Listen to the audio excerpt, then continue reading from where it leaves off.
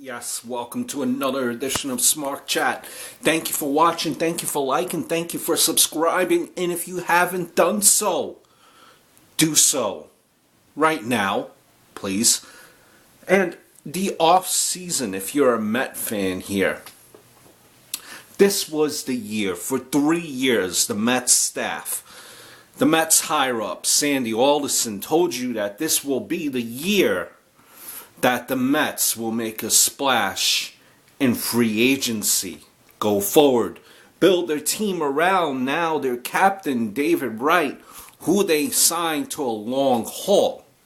And David Wright, in a recent interview, said that one of the main reasons why he did sign is because he wanted to turn things around for the Mets franchise.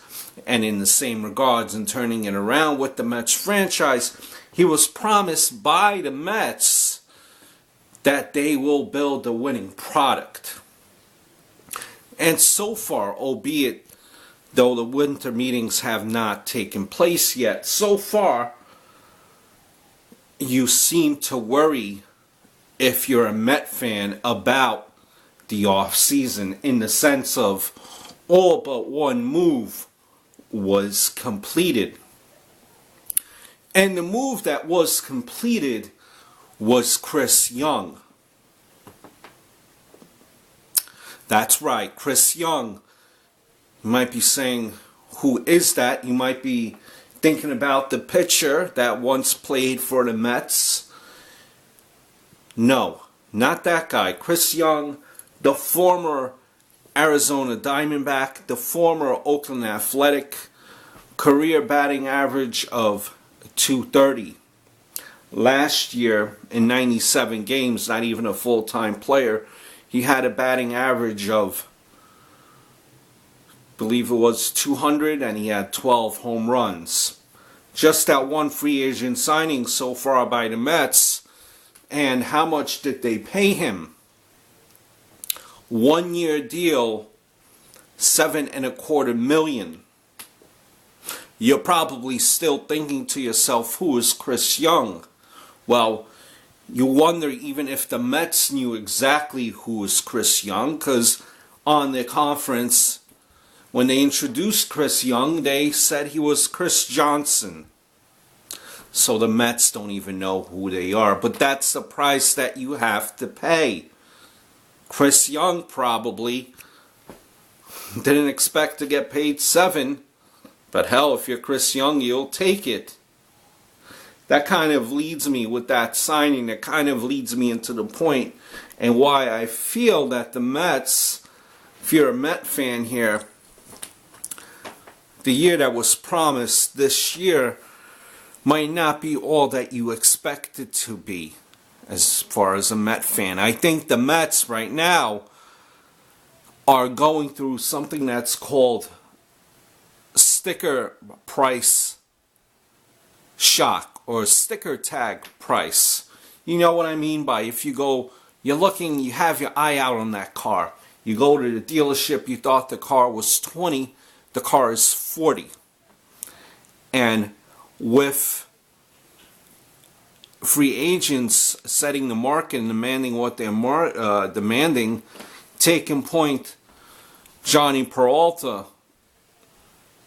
Mets thought that they could get him for about $25 million. In turn, he signs for over $40 million. Leads you into the question, being that you just rid yourself of Johan Santana and Jason Bay contracts, the Mets, it seems like, are a little bit too... they don't want to get into a same situation where they were with Jason Bay and Johan Santana. Who would you sign? These guys like Sin-Chu Chu, great on-base guy, but is he a $100 million contract type of guy? Cruz from the Rangers seems to be out of the Mets price range. There was even talk about Ike Davis possibly being traded to the Brewers for Ryan Braun, being that the Brewers had interest in Davis, but that quickly died down faster than it could start.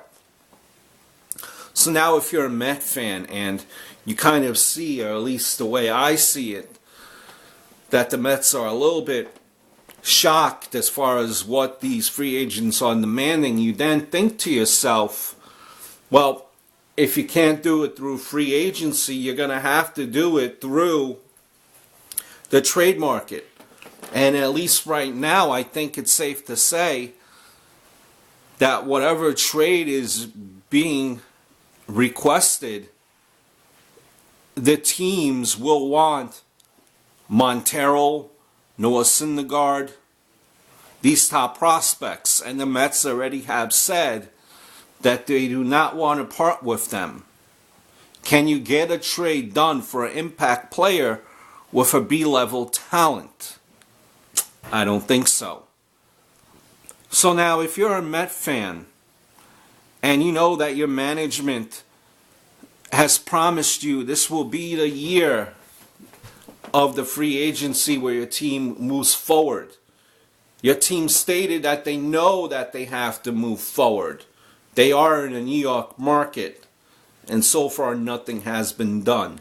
If you know that your team does not want to cut ties with their top prospects to get a trade done, what's next? No free agency signings, besides one. So far no trades, and not parting with Syndergaard, Montero. Now what then? What is you as a Met fan are expecting? Could this be done? Or were you sold a bunch of lies? If the Mets do not make any moves, will you go to the ballpark? So, Met fans, what are your thoughts? Sum up this video. My thoughts are, it seems that the Mets are a little bit sticker shock. And they're going to have to be creative to get some players in here. And that includes getting rid of their top prospects if need be to make these trades happen, because that's what it honestly seems will get the job done. So until next time, over and out. Adios.